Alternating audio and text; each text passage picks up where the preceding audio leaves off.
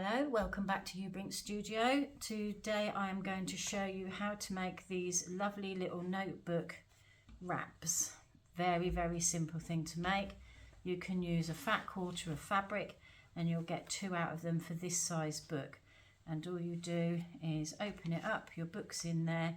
You can make them any size you want because they're so easy to do. And because it's just elastic, we just bring that back over and it closes our book up and keeps it nice and tidy and clean, if that's what you would like, to go into handbags and pockets if they're this small. So this is an A6 book and I'm just going to show you quickly how to measure it. So what you need to do, I know what my measurements are because I've got them there, is with your piece of fabric, you need to work out, doesn't matter what size book it is, where you want the flap to come. So if you want it to come all this way to here, you want that much, you need to close it and then your wrap bit. So I would mark my fabric. I know that I've got to have a piece that long to cover that. You also need to think about your seam allowance. So do you want to have a 1/2 inch or 1/4 of an inch seam allowance? That's up to you, it's personal choice. You need your outer and you need your lining fabric. So you would do the same thing for your lining fabric. And you will need to have some sort of batting. I use this is curtain bump, and this is a medium weight, and I use this for all my quilting. I don't use anything else but this because I really like it. Okay, and then what you do is you cut them. So make a note, and I can tell you that for this size book I've got 7 inches by 16.5 inches, and you also need your elastic. So I've got quite a fair bit of this elastic. You don't have to use this, you can use ribbons, and my elastic is approximately 8 inches. So when you find your book, you've got to think you want this to come all the way round, but you need to stretch that so it's a little bit tighter than what you actually have, and I know that I need 8 inches by doing that. Okay, very simple to make, as I will now show you. I'll move these out of the way and we'll just move over to the sewing machine. So we've got our 8-inch piece of elastic here. I'll just put that out of the way there. I have got a little ruler because I do need to have a ruler. I've got spare needles in case I break a needle, and I've got a sharp pair of scissors because we will be needing those too. I've also got out 2 extra feet because I am going to do a little bit of quilting on here, but not a huge amount. So I have my fabrics and I have my bunting. So you put your bunting down first and you put the wrong side onto the bunting of your lining fabric. Then you put your outer fabric on the top and make sure it all lines up.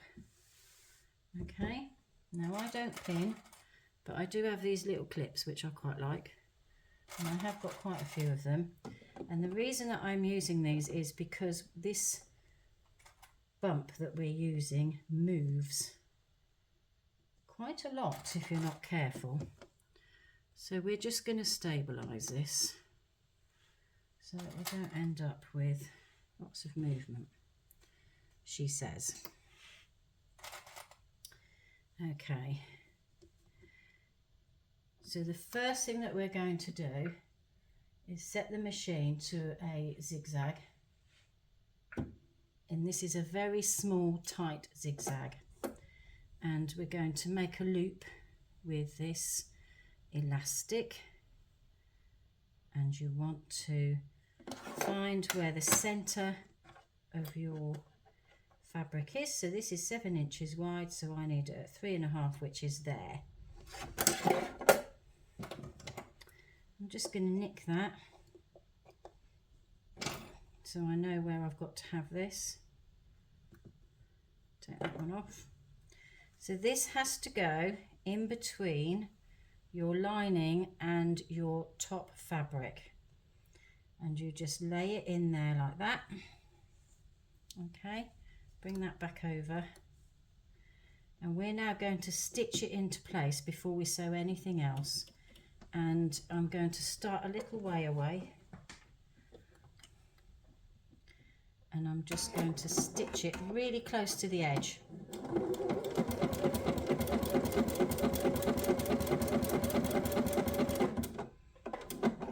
Now I know that moved, so I'm just pushing it back under, and it's moved again. It doesn't really matter at this point. I'm reversing over it and I'm going over it again.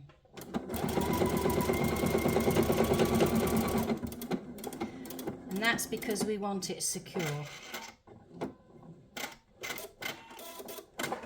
Okay, so our elastic's now in place.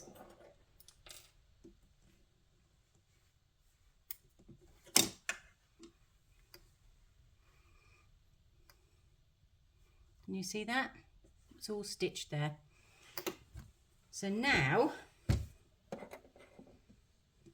know that's not going to hold much, move much, but you see I've left this big gap here, and that's because I'm going to start stitching from here, and I need a space to turn it in the right way round. So I'm going to set the machine to normal stitching.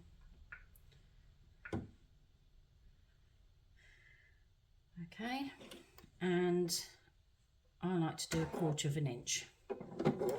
And all we're going to do is stitch all the way around, except for leaving a gap here.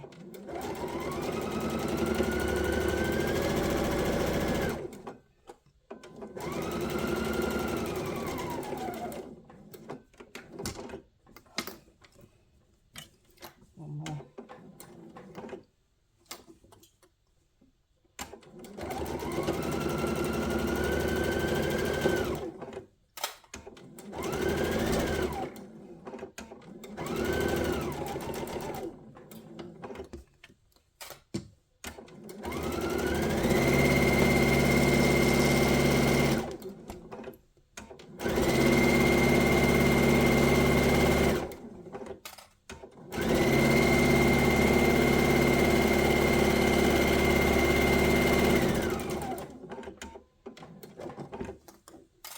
I'm just going to check this corner because I'm not sure I caught the underneath bit in.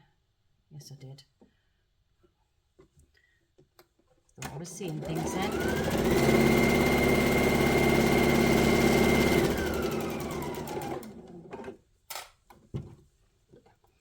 When you're turning a corner, always keep your needle down.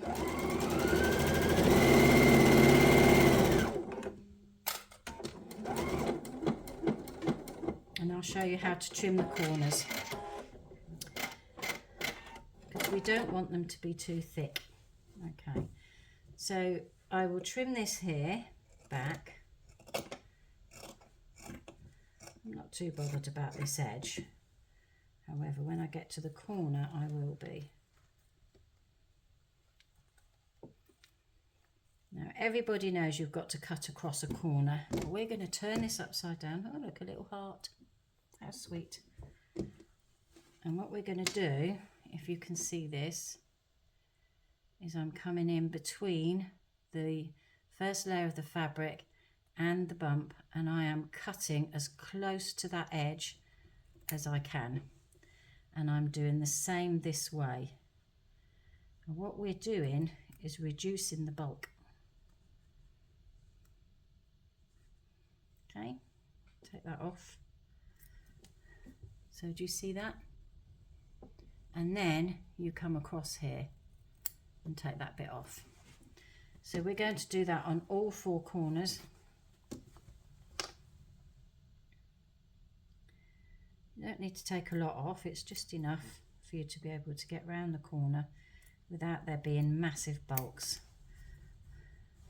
because that's where you end up breaking your needles, and snip across the corner. Okay, Don't go too close to your stitching and don't cut your stitching. However, if you do that, it's mendable because we are going to top stitch this in a moment.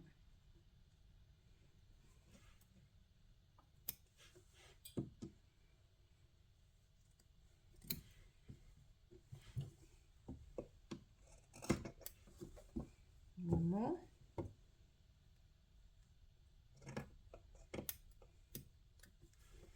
It's much easier to do it when it's down and you're not trying to lift it up and do it to show people. Okay. Once you're happy with that,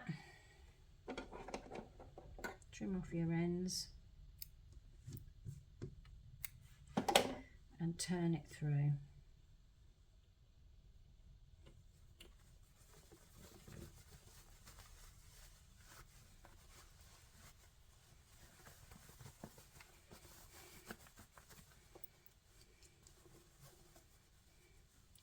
Use your fingers to start with to get your corners right, which is why I leave a big gap, because I've got bigger hands to get in there. And then what you need is one of these. So this is a turning stick, which you would use if you were turning long strips of fabric. And it's perfect for poking corners out, because we do want nice corners.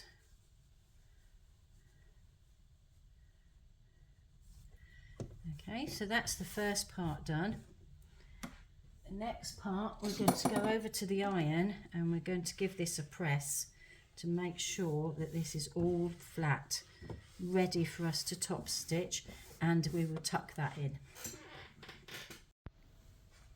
Okay, so I have got my ironing mat here, and I've put some baking parchment underneath because this mat is probably dirty and I know my iron's dirty. So you do have to be really careful that you're not going to burn yourself. And I'm just using my hands to make sure that my seams are going to be where I want to, and I want my turning seam facing me so that I can see where I'm tucking it in, and all I'm going to do is tuck it in. So that's the first job I start with. I'm rolling it in where it would have been stitched, and I'm doing it upside down because the bump can sometimes be a bit difficult, shall we say. Right, so I've got that there. I'm not going to let it go because I know it's going to ping up. So I'm going to put this paper on the top and I'm going to hold it, and then I'm bringing the iron in and I'm just pressing, because all I want are my seams flat.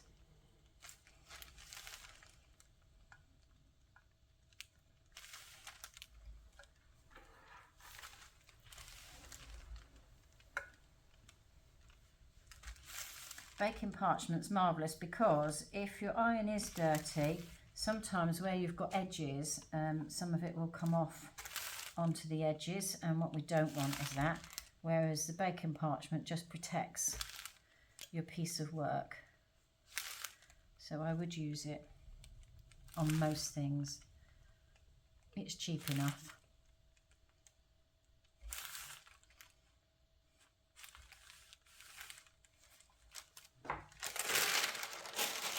Okay, so we now have a nice crisp turned edge, and you can see it all looks lovely and flat. So we're now going to go to the sewing machine and top stitch this. So top stitching, you want to stitch as close to your edge as you possibly can.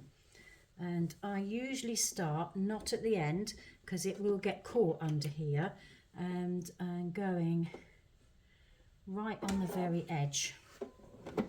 Take your time.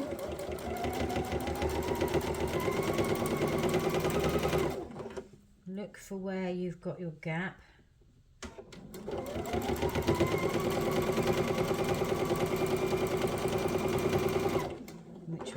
closed.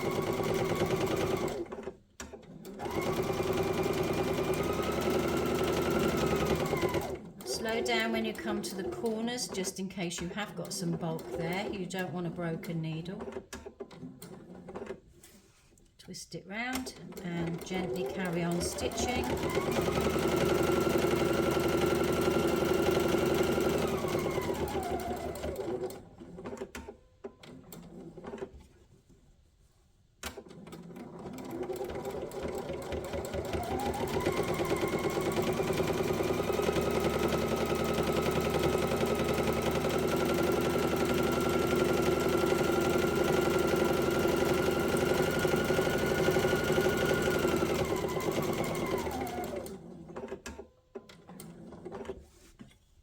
Remember, you've got some extra bulk here because you've got your elastic, so make sure that you go over that slowly.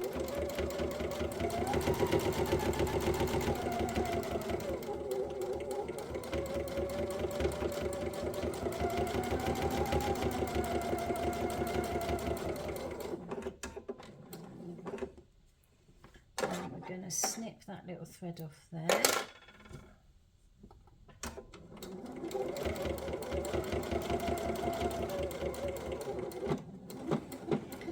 Okay, now if you're wondering how that's even, on your feet, and I will take this foot off. Where's that? Oh, there. Oh, it's given us a bit of a thing under there, so we'll just snip it all off. Okay, so that's it, it's top stitched. We're now going to quilt it. When I take this foot off, I'm going to show you. I don't know if you can see on there, there are two little red lines on that foot, and that's what I used as a guide. Okay, so I'm now going to select something on the machine to do some decorative stitching. I think I'm just going to pick some flowers. I'm going to use the biggest foot that I've got on this machine. You can select anything you like because obviously you're the one that's doing it, and I am randomly going to just get them to go. So hang on, let's stop it for a moment because I only want one.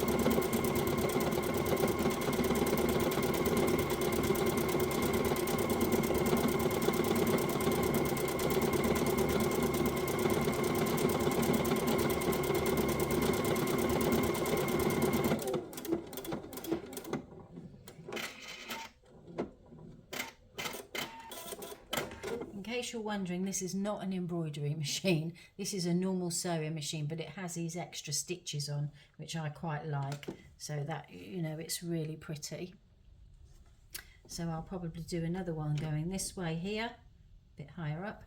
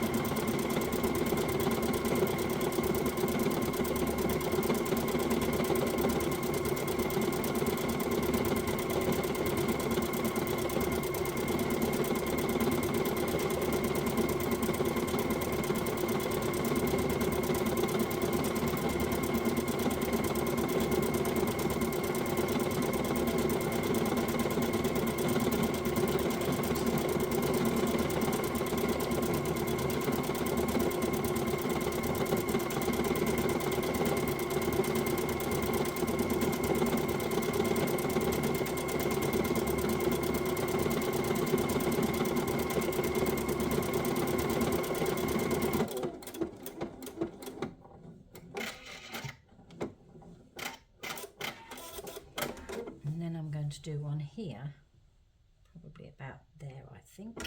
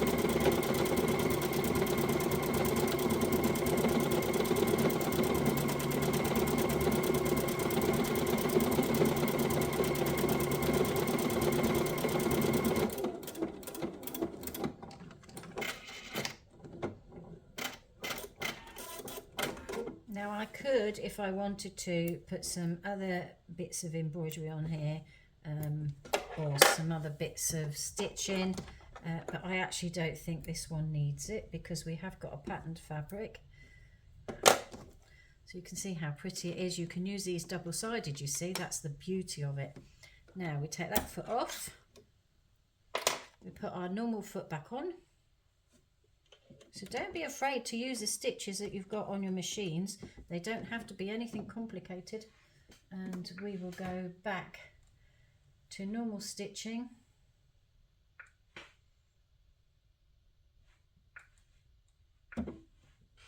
Because now we're going to make our flap. Now I do mine 3 inches. Okay, so I'm going to turn it over and measure 3 inches, which I think is about there. Ooh, gone too far. Not far enough. About there. Okay.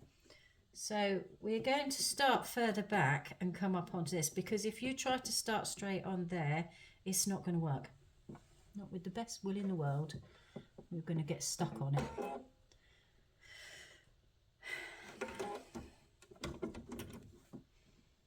Okay, so line your stitches up and take your time when you come to the bump. And sew straight over. You're sewing on your other stitches.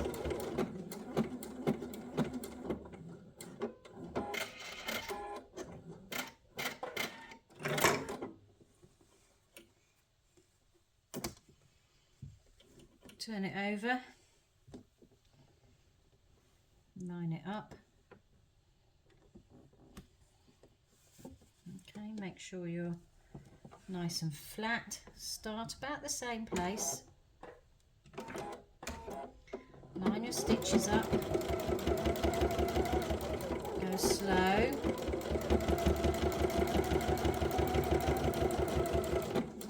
Because there is still quite a bit of bulk there, and that is a new needle in there, and as you could hear, it was a little bit struggly, but it was all right. I could have put a jeans needle in if I'd have felt like it, but I didn't feel like it, so I didn't.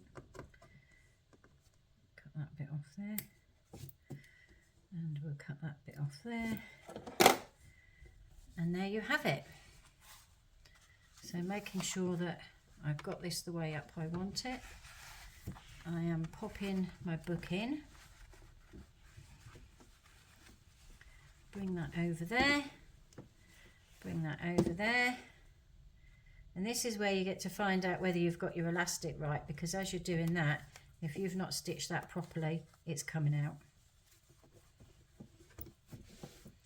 And there we have it. Thank you for watching.